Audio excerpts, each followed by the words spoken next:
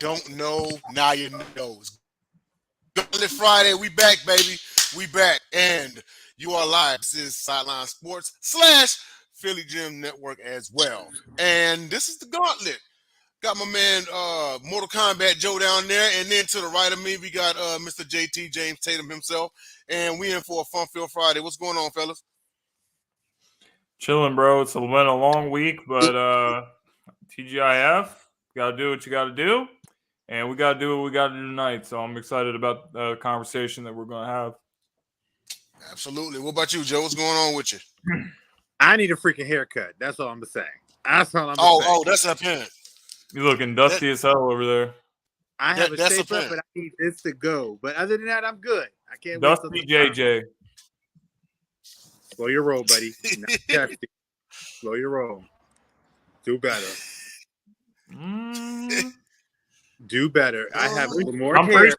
I'm pretty sure if Silver the Barber was here, he would tell you that you need to take your ass to the shop. But I'm pretty sure right. I'm pretty sure it's not dusty because my lineup is there. I just need to trim it down. It's a difference, bruh. Let's get it twisted. Dusty is no good shape up and scruffy beard over here. Try it again. Going for the battle of the cuts. Oh, someone's here. There he is. Crisis averted. It was on the fucking bathroom floor. Must have fell out my pocket when I was taking a piss. Wow. Hi, Dom. How much did you had to drink? What, you lose your wallet or something? For about 10 minutes, I did. What up, JoJo? How much have I had to drink? One sip of one beer. I need a heart to heart with all y'all. Like as long as I miss talking to y'all, every one of y'all in certain points. I know, bro. It feels like we haven't. James still ain't called me, and I've been waiting. Damn, James, you being a bad friend? What's going on? Since we're on that tip, I'm gonna go grab my beer. I'm gonna call you for sure. Now that you just roasted me and put me on the spot on the show, but well, that's what brothers do. That's what brothers do. Okay, so you ready, Jay, to introduce us to the first topic? Yeah. Well, so before we get started, as you see at the bottom of the screen, Sideline Sports, Instagram, Twitter, Sideline Sports 1, YouTube, Facebook, Sideline Sports. You can also catch us on DBTV, Twitter, LinkedIn, and on Stream TV. Catch all replays of the latest. And let's get on to our, exactly. No excuse for him to show up when he did. But anyway, let's get on to our big fellas. Shout out to Grizz as always. What's good, baby? You know what I'm saying? Appreciate you being on the fan. I don't know where Harlem Cowboy at, man. Harlem Cowboy, wherever you at, been outshining you. Has he even been here since he told us that we were childish for saying that we had a favorite cereal? I don't even think I've seen him since then. Like legit, it's been like 2 years ago. So he's been around since then, hasn't he? Like, wasn't he around when the Niners beat the Cowboys again? Well, what happened to cereal? What's wrong with cereal? I don't get it. There's a backstory, JJ. That was back when Tyler was still doing the show with us. But what is for cereal? A non-sports topic, it was who is our favorite cereal or whatever, and we had already talked about all the sports topics to this point because the non-sports topics at the end of the show, just like it's still at the end of the show. And he's like, oh, you guys are childish. You guys are like a bunch of grown men that's talking about your favorite cereal, saying that you like Captain Crunch and stuff. Like just shut up, bro. Like you didn't pay attention to the whole show. You want to hate. You want to hate on us because we're talking about our favorite cereal. Like just cereal is good. Like what did cereal do? Cereal just wants to live. I was gonna say let cereal live. Live in our bellies, but it lives. It lives. You don't want to be miserable, bro. So let him. Life is short. Yeah, I guess it's on. I mean, he can go eat some grape nuts. Maybe he needs to eat some cereal because it seems like his favorite cereal is probably Raisin Bran or something that sucks. Yeah, he makes Raisin Bran cookies. Cheerios, no sugar. But let's get on to our first topic, fellas. And I should come as no shock that Carson Wentz is still hanging around the league. Hey, wait. Time out on floor. We always start with Sports Moron. Oh, we sure do. The previous play has been reversed. Oh, we have field stands.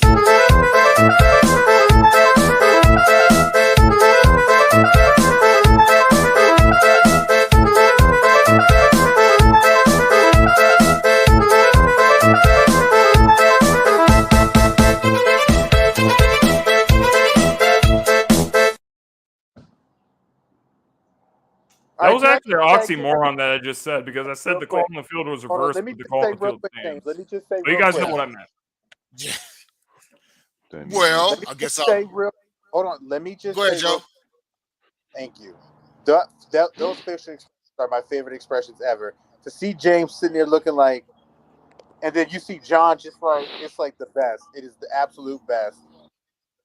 It's an iconic moment of the show. John wanted to leap through the So screen.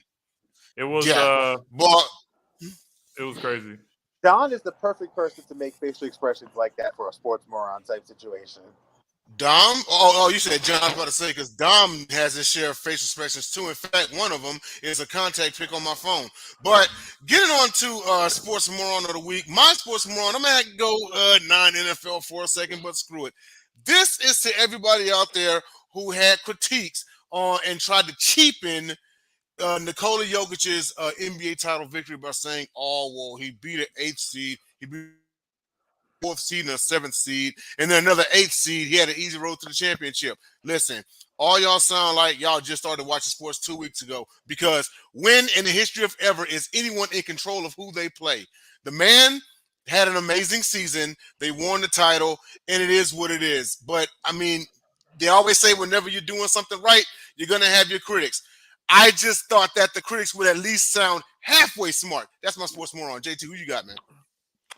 My sports moron is the entire NBA and the way that the John Morant suspension was handled.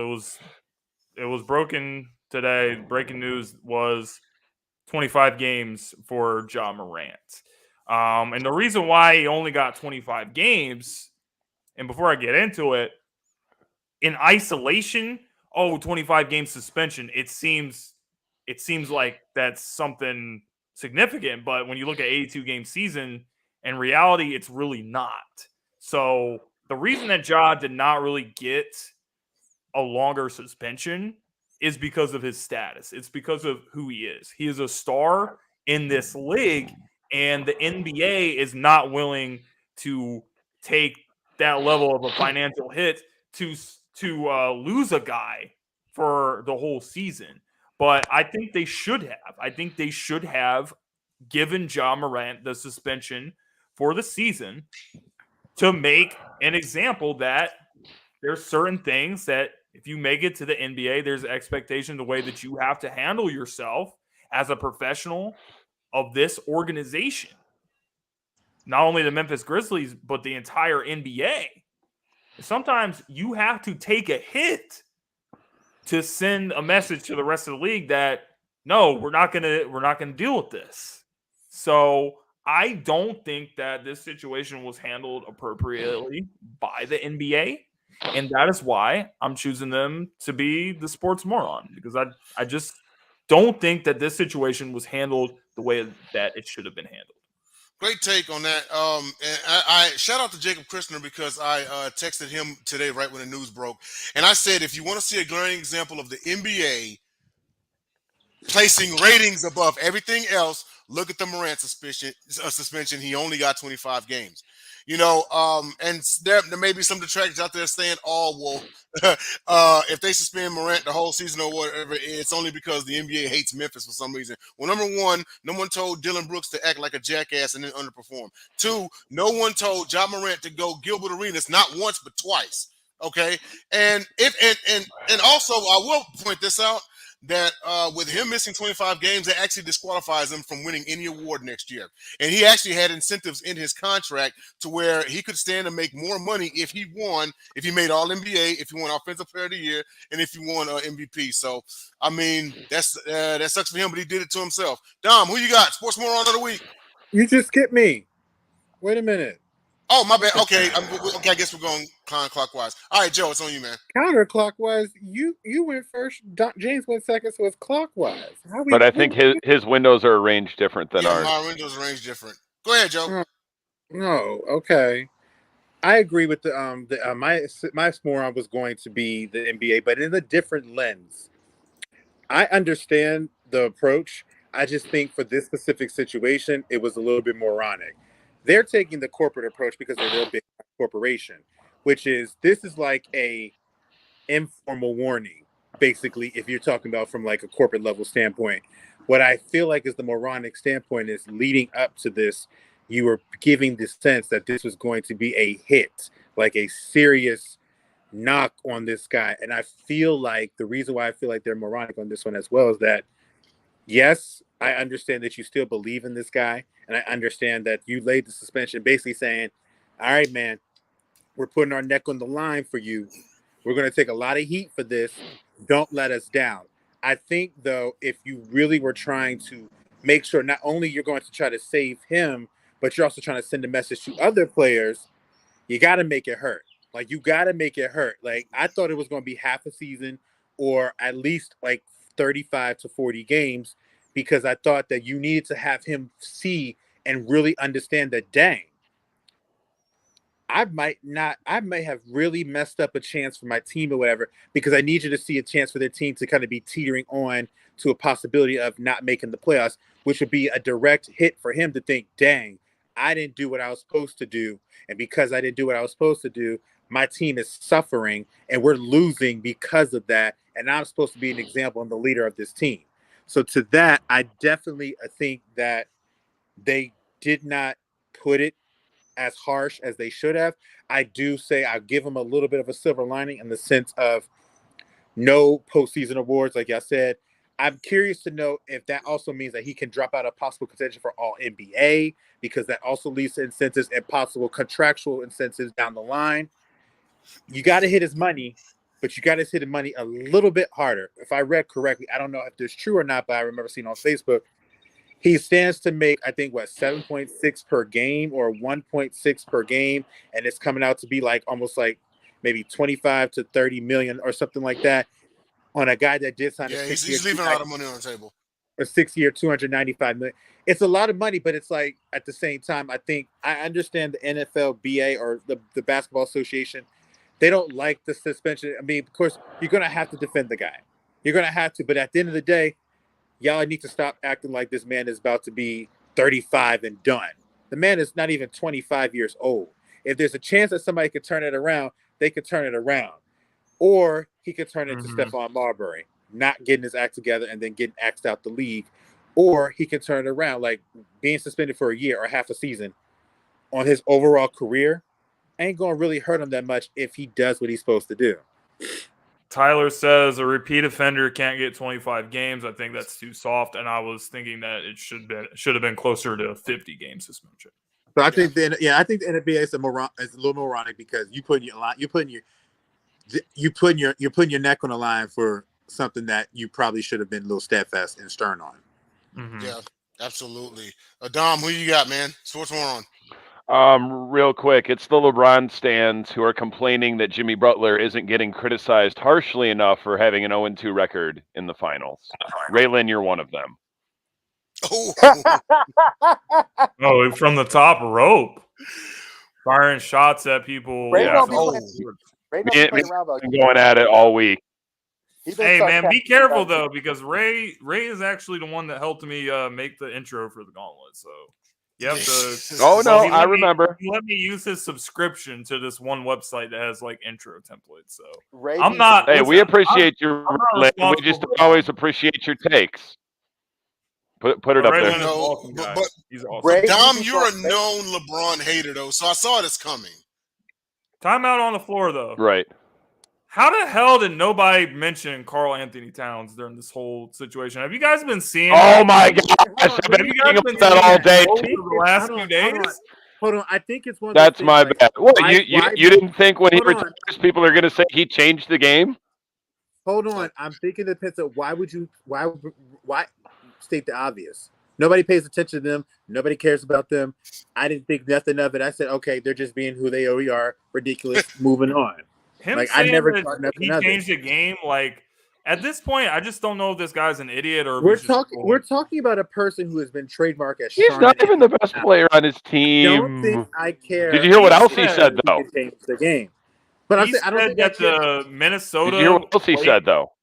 The Minnesota play-in run is more impressive than the Denver Nuggets championship. But in my opinion, when I saw that, I was like, okay. I guess it's one of those things. I'd have to give it some type of. I think it's one of those things that I had to give it some type of thought to care if it's a moronic comment or not, and I gave it no thought, none.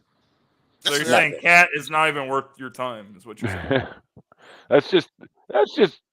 That's Timberwolves doing Timberwolves things. There's a reason you have the lowest win percentage for a franchise in sports since Why sports. dedicate 10 minutes of a segment to So something that everybody maybe knows that is play-in stupid? was really impressive. I don't know. Maybe it JJ's was. right, bro. Like Carl, if you're Towns is watching, not worth taking 10 minutes of the Carl, if you're segment. watching, we hate you. I get it. It just depends on the level of. I mean, I get confidence and everything, and who knows how his career is going to turn out. But when somebody says something like this, like if LeBron were to say it, it's newsworthy. If Karl Anthony Towns were to say it, and he did, it's like, meh. You know, that's like Pat but Beverly LeBron- saying something. LeBron actually did change You know, the but game. LeBron actually did change the game. Yeah, Carl has yes, done he nothing did. to change the game. Yeah, of course he did. I was explaining JJ's point. It's like, well, you know, he's not near LeBron level, so he's not worthy of a thought. But He's the softest player to win a three-point contest. Does that count as changing the game? He has an iconic No, it does photo not. showing how ridiculous he is soft. I didn't think so. Nobody cares about Charmin Anthony Towns boasting I about was how just about to he's say Shout a out, great player. shout out to Mark Balfe on that note, man. He trademarked that. Exactly He has to it. get the credit for that. If Mark Balfe is was the here, goat. he'd say, Mark "Wow, is the what a goat time for to be that. alive!" An actual roll Yes. of toilet paper won the three-point contest. Mark is the goat for that. Mark is the goat for that. Mark is the Yeah, goat for that. exactly. He did Yeah, trademark that. So we gotta keep it moving, y'all. Let's get on to our first topic. So Carson Wentz, of course, he's still hanging around the league. He wants one more shot. So he's been actually working out with Jon Gruden. He still remains a free agent. He actually came out and said that he would be willing to accept a backup role on the team. So I guess now it's just about keeping the job. The move with Jon Gruden, a bit controversial, seeing as what Jon Gruden had been involved in the last few years. But I mean, you know, he had the reputation before all that of being a somewhat of a quarterback whisperer. But I mean, it is Carson Wentz is a work in progress. But I'm going to start off with, JT, it's coming to you, man, because he was your quarterback at one point. Is a comeback imminent?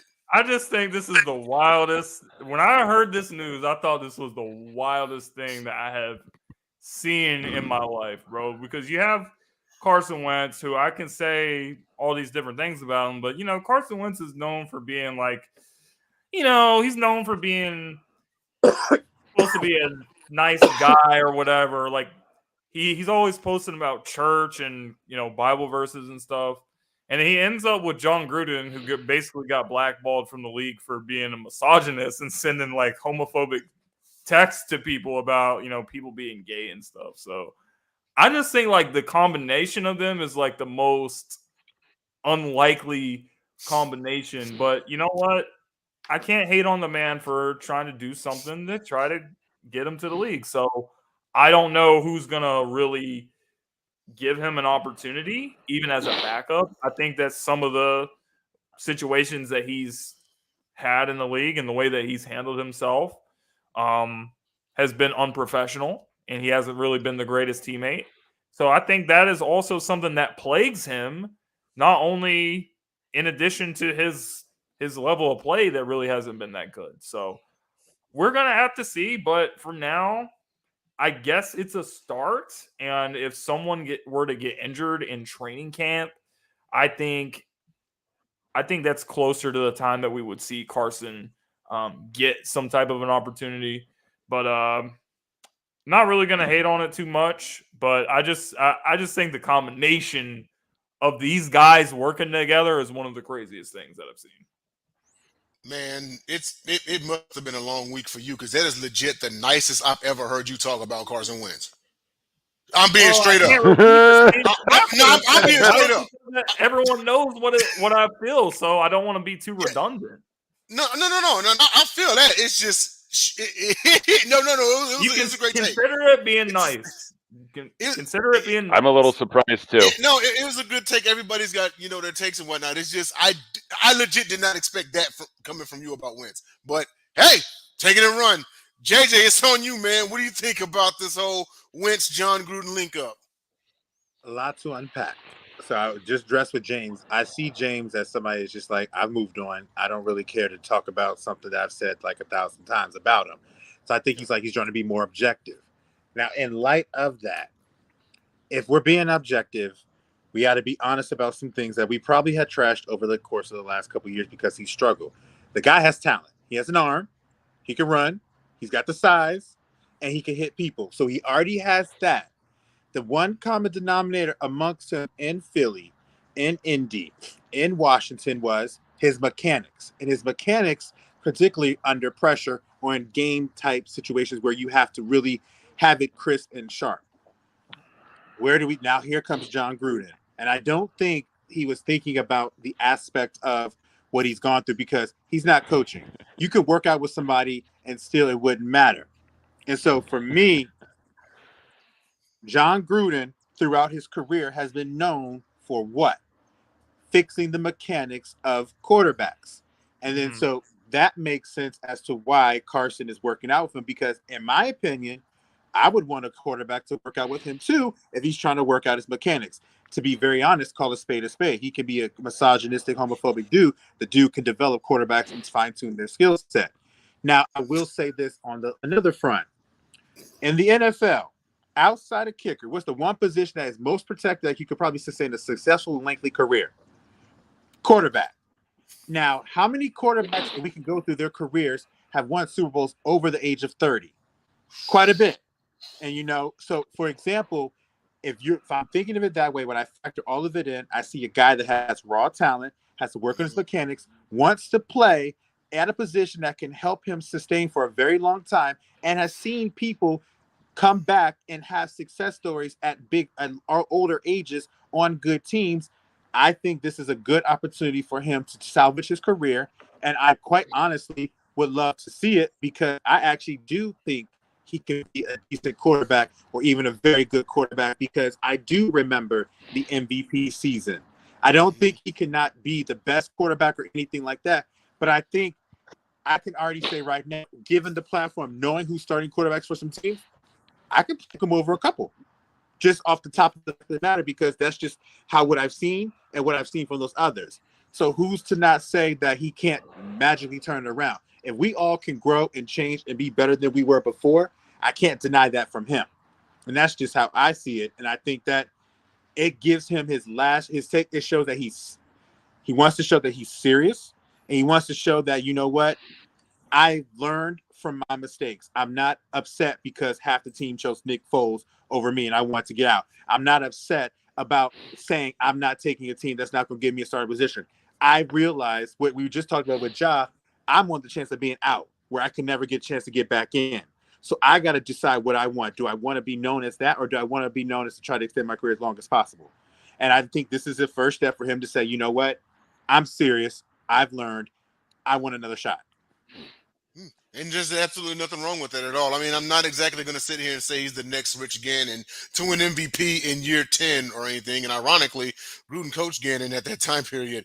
But definitely see your take there, man. All right, Dom, it's on you. Your thoughts on Carson Wentz's attempted comeback and working out with Jon Gruden. Okay, so Carson Wentz is 30.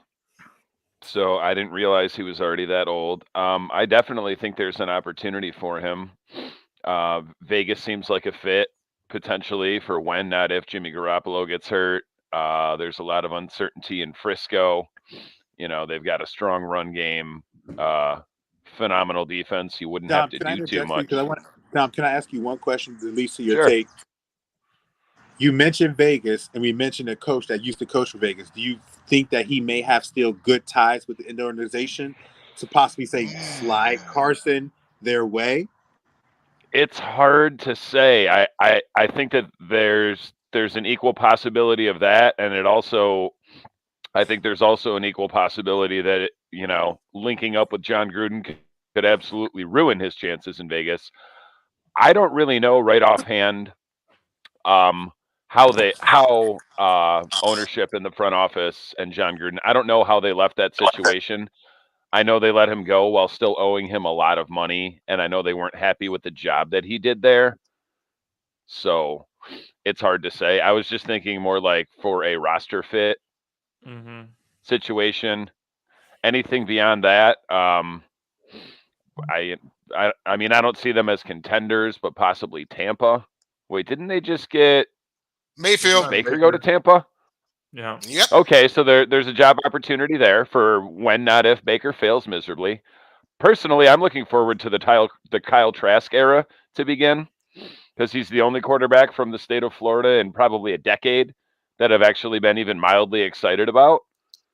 And then once Brady retired, I'm like, all right, Kyle Trask. And then they bring in Baker Mayfield to, sully up that situation. But like JJ said, he's still got some tools, and he's definitely looking for a shot at redemption. So we'll see what happens. I mean, I love a comeback story. There is even if it another is Carson Wentz. There's another team in the AFC South that may be looking to cut that quarterback they paid almost like $40 million, and that's Ryan Tannehill in Tennessee. So yeah, but they drafted Will Levis. They do. Oh yeah, Mayo in the coffee. Problem solved. Franchise quarterback acquired. Drafted Will Levis, but he is not considered the guy that's ready to take that mantle or whatever. And to be honest with you, that type of person can kind of push him and be able to try to be at his game. I don't know if Levis. Levis if they weren't going to give him a real opportunity. Don't forget about Malik Willis. The Titans organization has, but don't you guys forget about him. Well, I kind of forgot about him because 4-game Malik. Exactly. I said Malik Willis. James said who? That's what they say in Tennessee. But James was sure the Lions were going to draft him in the first round. Try to put that juju on me. I just wanted him to be drafted so you would be mad. He admits it. You're an asshole. Yo, next we gotta go to the next topic, man. So more on the DeAndre Hopkins bidding war. He actually had a recent visit with the New England Patriots, and the visit went well. He actually took a pic with before he went there too. So I don't think we addressed that too. Like I thought just for the topic purposes, New England was the second visit, right? I believe New England was second. Yes, he had a visit with him recently. He actually took a pic with Matt Judon. Then I took a look at Bleacher Report and saw the recent poll on there about where he was going to land. Titans at 11.8%, Patriots 34.5%, mysterious team 53.7%.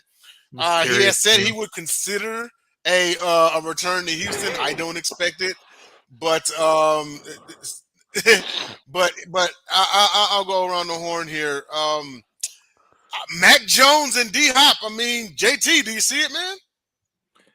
I mean, here's the thing. Like we had Raphael on the show a couple weeks ago. He's like a sports betting guru, and we went over like all the landing spots that we could see him going to.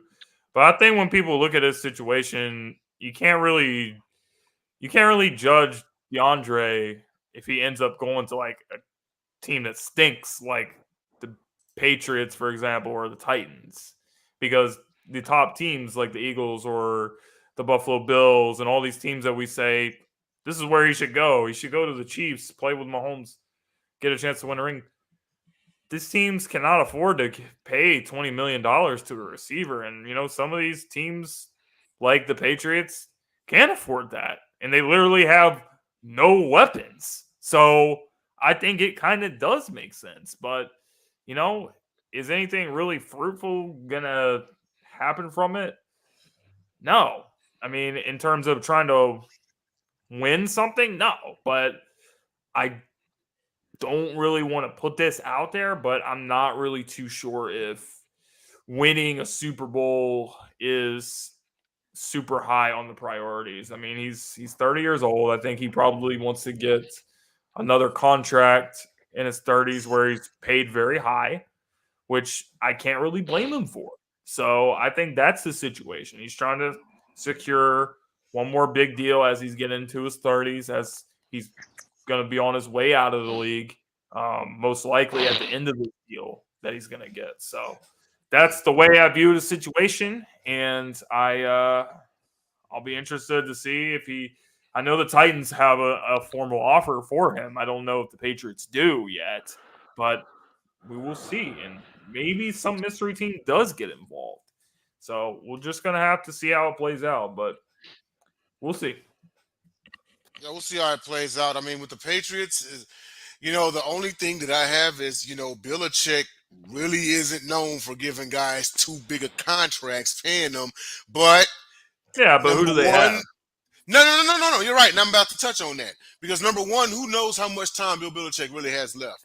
With that being said, number two, in the essence of proving that he can win without Brady, he might start to pull out a few more stops. I'm not saying all of them, but a few more stops than expected that he wouldn't have done 10, 20 years ago or anything. But I want to pass it on to they did JJ go what? They went 2 years ago and spent all that money in free agency, like the most they ever have. They did. Go ahead, they JJ. did, and they won like 6 games. So they got blew out by the Bills in the freezing cold. But JJ, on you, man. What do you think about this whole thing? Do you like him with the Patriots with Mac Jones? Do you like him somewhere else? I actually completely disagree with a lot of points that were just made about this situation. Number one, I don't think it's hard to gauge if a wide receiver cares only about money or cares about winning, because I think part of the reason why he was upset in Arizona is because they weren't winning. And one of the reasons why he came. No, they also weren't good. It's a poverty franchise. Going to Arizona is not how you try to win a Super Bowl. No, let me finish. At the time, you didn't know. Arizona has been successful and has made Super Bowl and actually almost won before. So it's not as if a team is in the back burner. Now, I do think that he wants to win. I think he also wants to decide where he wants to win and how he can be effective for that team based off of that current situation. And I'll be frank, and I'm not saying this because it's my team, but I really feel like he's going to come to Baltimore because if I look at the type of quarterback that he said he's been used to and wants to be around, he's at Deshaun Watson and Kyler Murray. So he's used to guys that can move on their feet and be able to make plays. And then on top of that, with Baltimore, I see Baltimore being aggressive in the sense that when Lamar signed that contract, that made the Ravens the most happiest team in the world because the risk was over. He showed that he's committed to them. I think with Baltimore is going to try to be aggressive to show how much they're committed to him because, one, they got a new offensive coordinator in here. Dean froze up again. Guess you. Why is that? I think that I don't know. Okay, I think there's a good chance that he ends up in Baltimore because, one, I think he wants to win. And I also think that he sees that despite all the criticism that Lamar get, he can see from a football standpoint that in every game that the Ravens and Lamar Jackson have lost in the playoffs, there were chances where the team could have turned around, and that's where he feels like he could have benefited and helped the team turn around. So I think he really actually is going to end up coming here because I think Baltimore is extremely aggressive, and I think that Lamar and him, he would see the possibilities with that. And that's not Arizona. It's a much different team and a much more well-run organization in terms of how they store their offenses and how they actually are from top to bottom. Mm-hmm. You don't have to put a clause in your contract for your quarterback to go to study film. You just have to get Lamar out of studying film. There's a difference between the two type of quarterbacks that he has a chance to play with. Okay. Absolutely. Hey, definitely see both sides on that one. I mean, I know Arizona, to be fair, and I hear what you're saying, JJ. To be fair, has Arizona, had their runs at the postseason, of course. They almost won a Super Bowl. We don't forget that. In time, we're not going to sit here and call Kyler Murray Kurt Warner, but I do see where you're getting at. They went 13-3 on you, got man. rocked by the fifth. They were only a one bad game against Carolina from going to Super Bowl II. Yeah, that is true. Now, and Palmer was at quarterback, so I mean, good observation. Dom, that was still a long time ago. That was 2018, 2015, or 2015. 2015, yeah. But Dom, I know you're not a big fan of McCorkle, but or McNobble or whatever you want to call him today. But give me your take, man. You think D Hop would be a good fit for the Pats, or would you rather him somewhere else? I think Baltimore makes the most sense. As like whether it's debatable. We could argue all day whether whether or not how much he cares about a ring. But if he does, Baltimore is the place to go. I don't see, even if you add D-Hop, New England, not a serious contender. I really don't see him coming back to Houston. Even if he did, you got Davis Mills and a rookie. Baltimore makes the most sense as far as chance to win and best quarterback. That's it. Whether or not they're going to pony up that money, because Baltimore is usually really smart with their money, I don't know if that happens. I think D-Hop is in for a reality check. He's not as injury prone as people would claim. I don't think he's really injury prone at all. He's been nicked up, but I think he's played at least 14, 15 games almost every season of his career. He's 30, I believe, 30, 31. 30. I mean, he's 30, not 30, 35, so he's definitely got some gas in the tank. And you know, if he could check his ego a little bit and, you know, take 12, 15 million a year, I think that's fair. And, you know, if you're trying to get somewhere and win a title, you know, you should probably try to be a little, like, obviously he has no loyalty to anyone he's going to sign with, but, you know, help me help you kind of thing, or help us. You know what I mean? Baltimore makes the most sense to me by far. Anywhere else, it'd be like when OBJ signed to the Rams. Like, you know what I mean? Like, yeah. But yeah, no, definitely great points across the board. But on to our next topic here, and actually had to slightly modify this one because Stefan Diggs did report on Wednesday. So this one here will just be on Saquon. Oh, oops, sorry, man. Oh, I thought you were talking about. I thought we were going to the Bills next, but sorry about that. But Giants running back Saquon Barkley currently a no-show to camp, and he's holding out for a deal. He has said that he would. That he said that's a card I can play when referring to if he would consider sitting out the 2023 season. The man still wants his deal. He's 26 years old. Now, speaking of people with an injury history, it's him. Now, last season, he did rush for 1,300, was it? And the Giants made the playoffs, won a playoff game, you know. But, and I know he can use that for leverage, but still, they will not ignore those. I mean, he's 26 years old. He's had those injuries. He may as well be 29, you know. But I'll go across the board here. You know, JT, what do you think about this? Is he a fool for sitting out? Should he just? That's his decision. I mean, as a professional, if you want to sit out, then when you're still under contract, then I guess do it. But I mean, Le'Veon Bell also did this, and he ended up getting a deal with the Jets, and it was less than the money that Pittsburgh was offering him. So do you really want to go down this whole rabbit hole and holding out? I think Saquon is – I think he's a little bit more professional than Le'Veon Bell. So I think he's not going to get himself involved in that type of situation. But the reality is this. He is the New York Giants' best player. And he showed it last season. I know he's had injuries and stuff. He is their best player. But I think what we have to realize here is – the running back's position is the most devalued position over time in the league. Like over to like the last 10 years, the running back position just continues to get lower and lower and lower in terms of value. The great teams, the best teams that are, you know, competing for the Super Bowl, they're not paying the running backs the highest salary. You know what I mean? So people aren't going to do that. So I think that Saquon just has to accept that and play out his last year on the franchise tag. And then hopefully next year, a team that's more willing to splurge and give him the money that he wants will be able to give it to him. But as far as sitting out, I don't think he's going to do it because I just think that he's a lot more professional than that. He handles himself very, very well. That's fair, you know. And I mean, who knows? You know, like the deal that Daniel Jones got probably would have been his money had he not have been injury prone. You know, I know, you know, because we alluded to Le'Veon Bell also in another thread.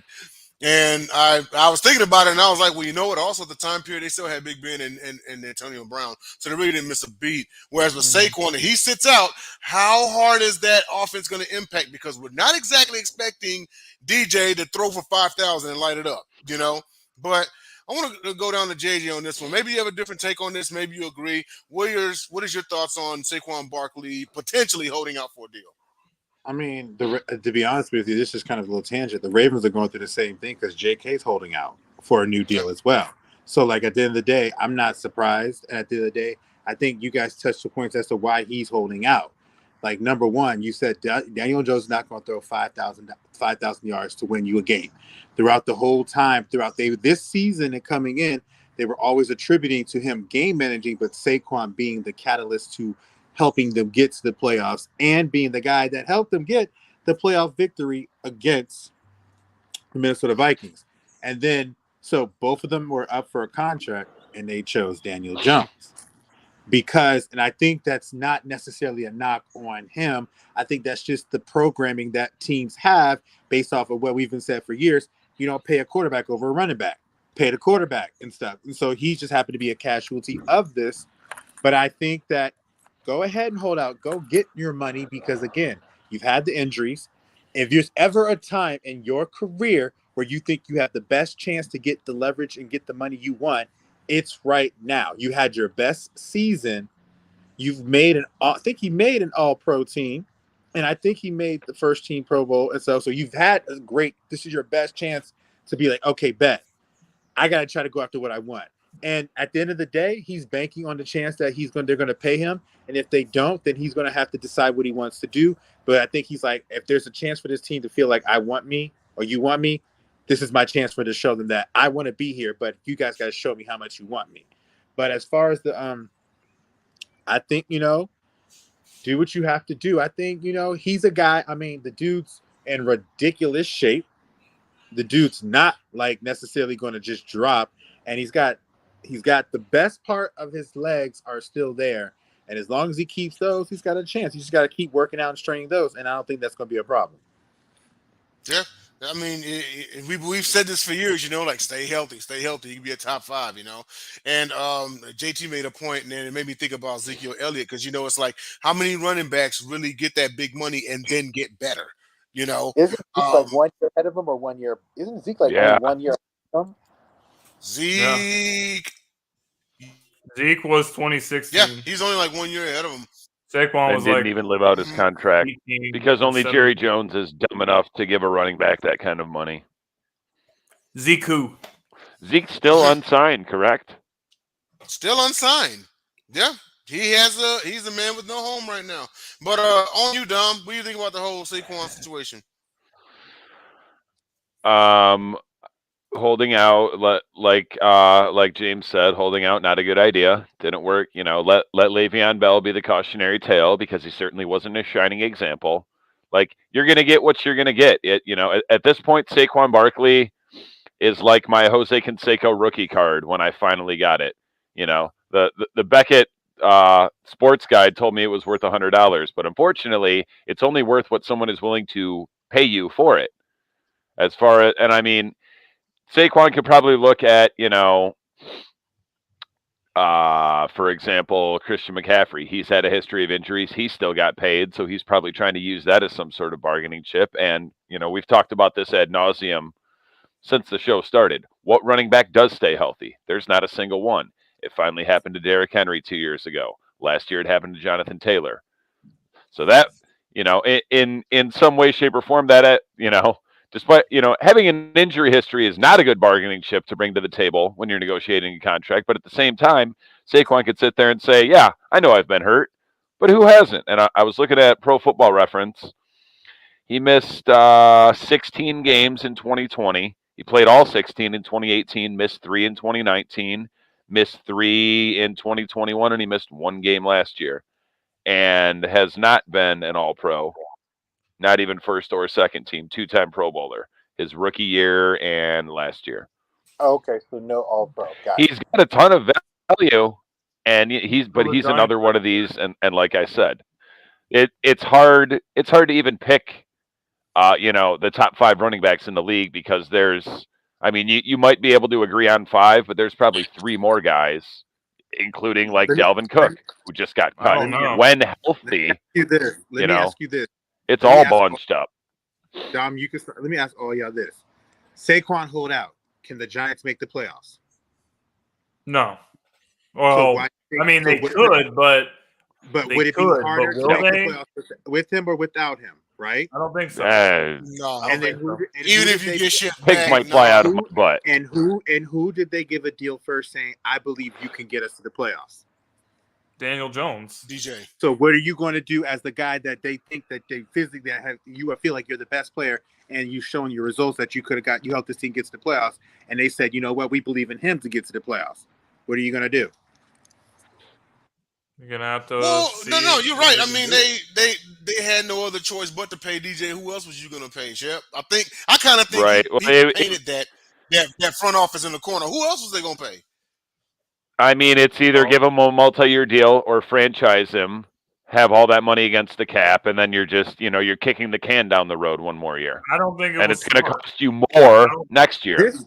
This dynamic is starting to form more like Ryan Tannehill and Derrick Henry. I think Derrick Henry got Ryan Tannehill paid. Saquon got Daniel Jones paid. What? No, Saquon has had. What, you think Daniel Jones paid? Because I've been a Danny Dimes defender, but he can't attribute any of that to his own success. No.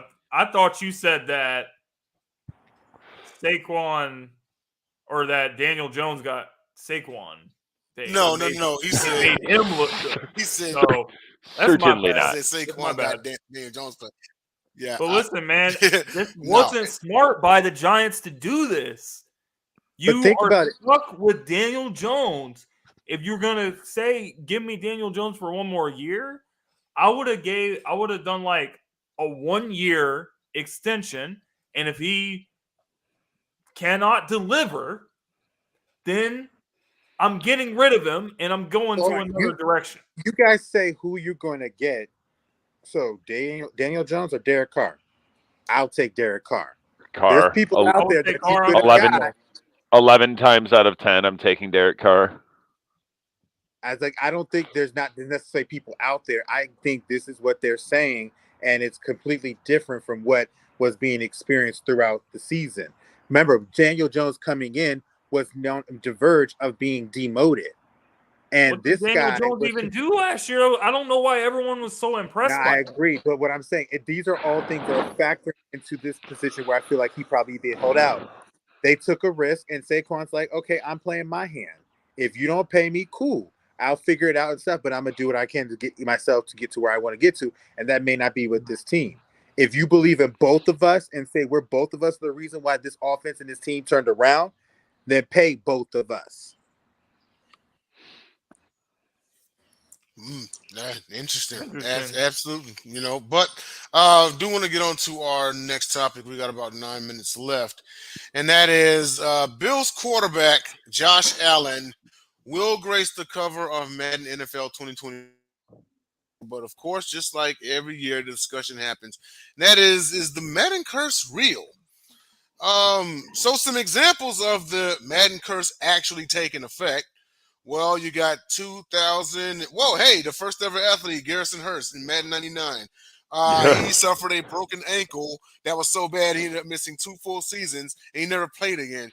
Then you got, let's see here, Eddie George, who, let's see, it's pretty much bad, but he had injuries, retired in the 04 season after a short stint with the Cowboys. Ray Lewis, who was on the 05 cover. Michael Vick shattered his leg in the preseason and missed 11 games. But then also you have examples of the Madden Curse not taking effect and players actually being a success, such as Madden 18, Tom Brady, who won Most Valuable Player.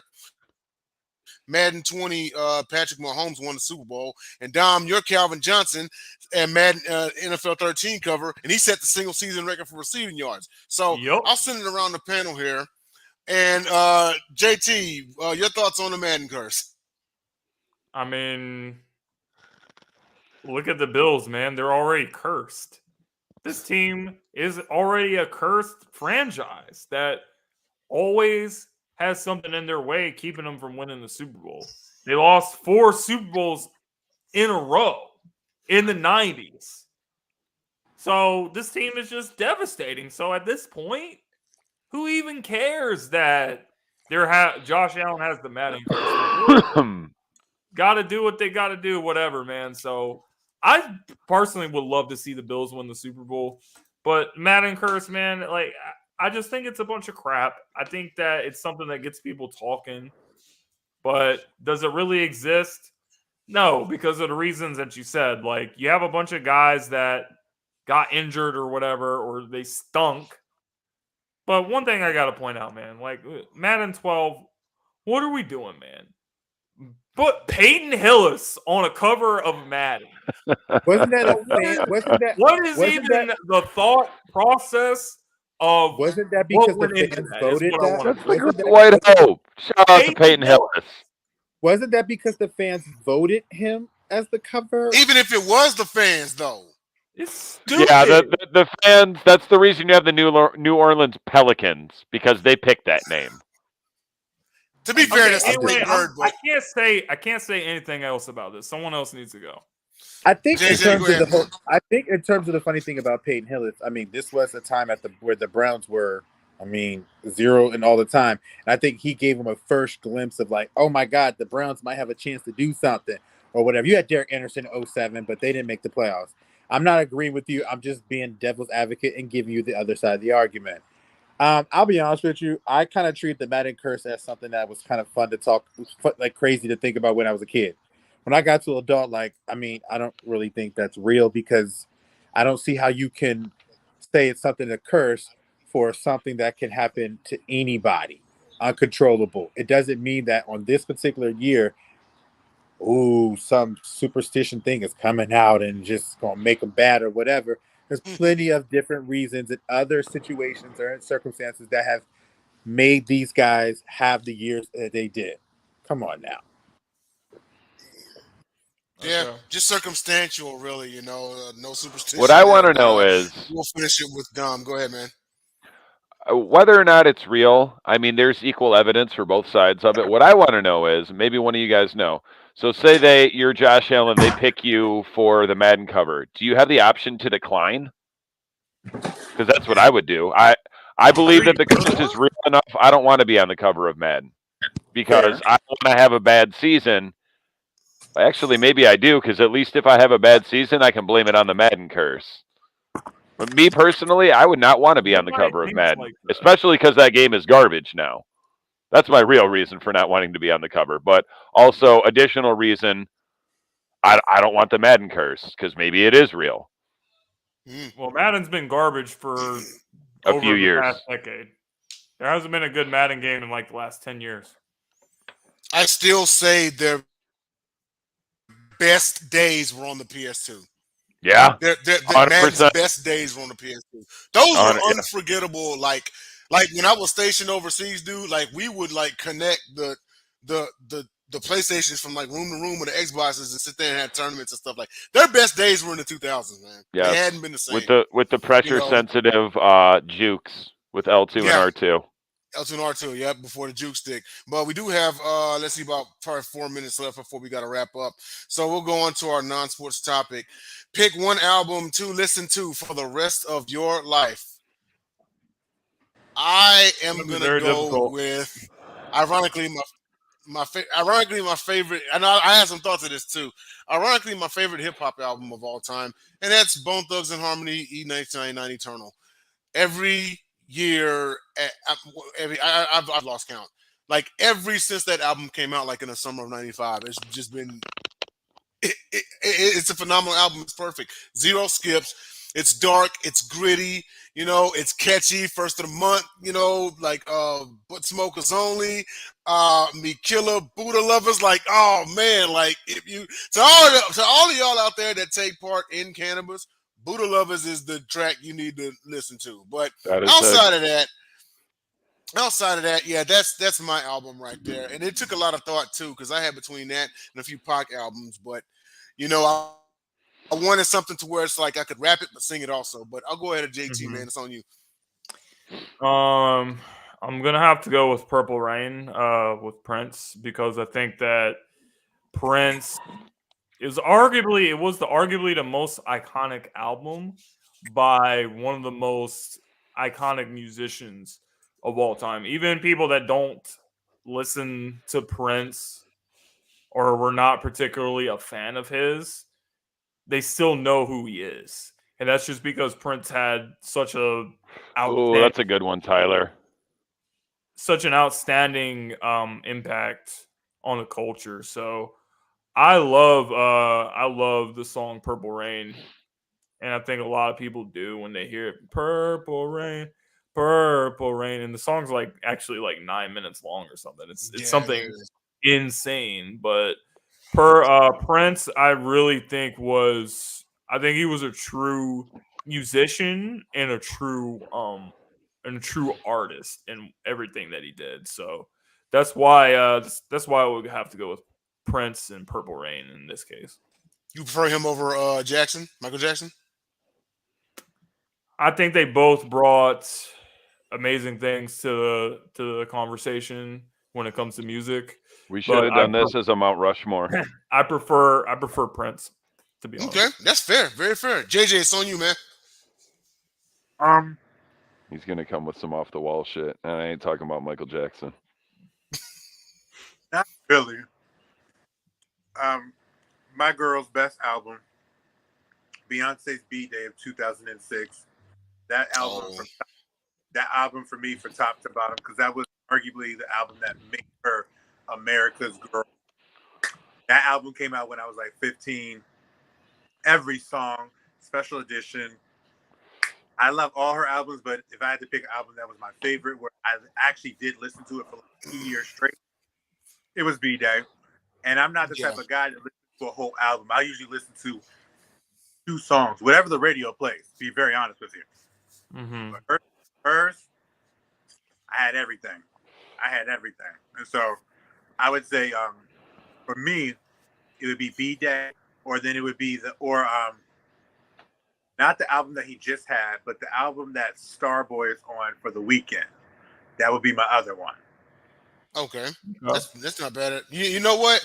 That B-Day album, I think that was the album that really let people know that Beyonce has arrived as a solo artist. I was stationed in Italy in 2006 when that came out. And if it was any 2 albums that was in heavy rotation everywhere, was B-Day and Akon's second album.